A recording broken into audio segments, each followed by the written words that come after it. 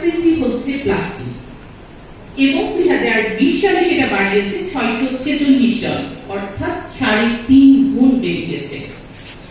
এবার সিলেটে হচ্ছে প্রায় প্রতিদিন যেটা হয় 54 টন প্লাস্টিক। আমাদের কাছে আমরা আসলে নিজেরা জানি না আমরা আসলে কি ব্যবহার করছি, কি প্রকৃতিকে আমরা আসলে ফেলে দিচ্ছি। ওয়ার্ল্ড ওয়াইল্ড লাইফের একটা তথ্য আছে, সেই তথ্য অনুযায়ী দেখা যায় যে প্লাস্টিক দূষণের কারণে প্রতি বছর 1 লাখ সামুদ্রিক প্রাণী মারা যাচ্ছে। 2050 সালে সাগরে যত মাছ থাকবে তার চাইতে বেশি থাকবে প্লাস্টিক। এই যে আমরা বিভিন্ন জায়গায় যাওয়ার চিন্তা ভাবনা করি, আমরা বিভিন্ন ট্যুর দেওয়ার চিন্তা ভাবনা করি, একটা সময় আসলে আমরা পারবো না, আমাদের চারপাশে শুধু প্লাস্টিকই থাকবে। আমরা ভিডিওটাতে দেখেছিলাম যে ছেলেটা বালুর নিচে অন্যরা ছবি তুলছে, খেলা করছে, কিন্তু সে বুঝতে পারছে না তার চারদিকে আসলে প্লাস্টিক কণা তাকে ঘিরে রেখেছে। এবং বাংলাদেশে বিভিন্ন রকমের গবেষণা হচ্ছে, গবেষণায় বেশ উদ্বেগজনক তথ্য আমরা পাচ্ছি। তো এটা আসলে একটা পরিবেশগত সংকেত যেটা আমাদের জন্য খুবই জরুরি। আমরা প্রতিদিন গবেষণাগুলোতে দেখা যাচ্ছে লবণ, আটা, চিনি কোনো কিছুই আসলে বাদ নাই, সবকিছুর মধ্যেই প্লাস্টিক আছে। ইভেন উনি বলেছিলেন যে মায়ের দুধেও প্লাস্টিক আছে।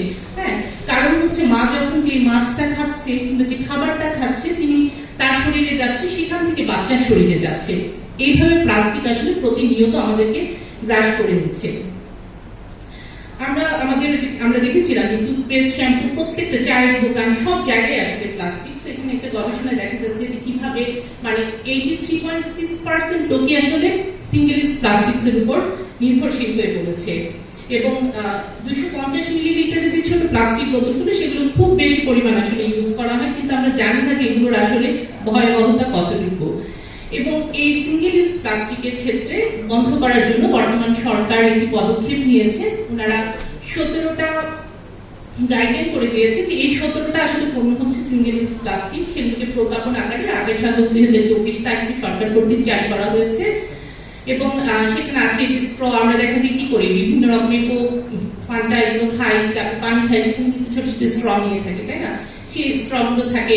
তারপর কাটলারি সেট গুলো আমরা বিভিন্ন জায়গায় পিকনিক করতে যাই, আমরা মনে করি যে আমরা ওয়ান টাইম প্লেটে ইউজ করি, সেটা আমাদের জন্য সবচেয়ে বেশি ভালো, কিন্তু আমরা নিজেরাও বুঝতে পারছি না আইসক্রিম ললিপপের সাথে যেই ব্যবহৃত কাঠিগুলো আছে এরকম ভাবে প্রত্যেকটা পোস্টারে প্লাস্টিক মোড়ক সমস্ত কিছু আসলে মেলামাইন সবকিছুর মধ্যে প্লাস্টিক আছে। এবং সিঙ্গেল ইউজ প্লাস্টিক যেটা হচ্ছে আমাদের পরিবেশের জন্য সবচাইতে ক্ষতিকর। এগুলো যেহেতু প্রজ্ঞাপন আকারে আছে আমি আসলে এগুলো বিশুদ্ধ বর্ণনায় যাচ্ছি না। এবার আসে আমার নিজস্ব গবেষণা ছিল, যেটা হচ্ছে রাঙামাটির উপরে। রাঙামাটি কাপ্তাইলিতে আমি একটা গবেষণা করেছিলাম।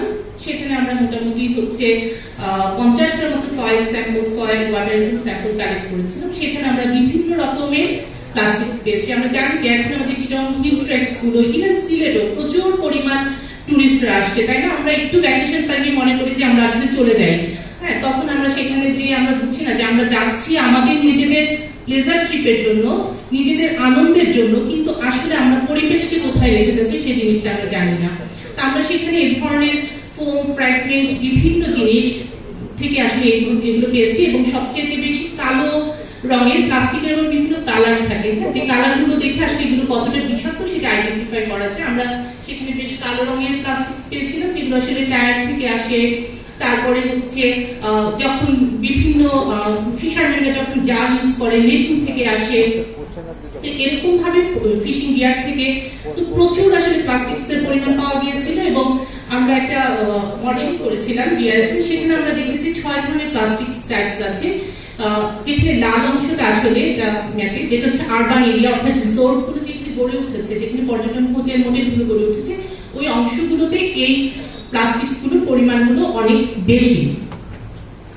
তারপর এটা আমি হচ্ছে রিসেন্টলি সিলেটে করেছিলাম। সিলেটে আমরা আসলে আমার কিছু স্টুডেন্ট কাজ করেছিল, এগুলো এখনো আমাদের অনগোয়িং প্রসেসে আছে। পাবলিকেশন আমরা সাবমিট করেছি, হয়তো ইতিমধ্যে কিছুদিনের মধ্যে পাবলিশ হবে।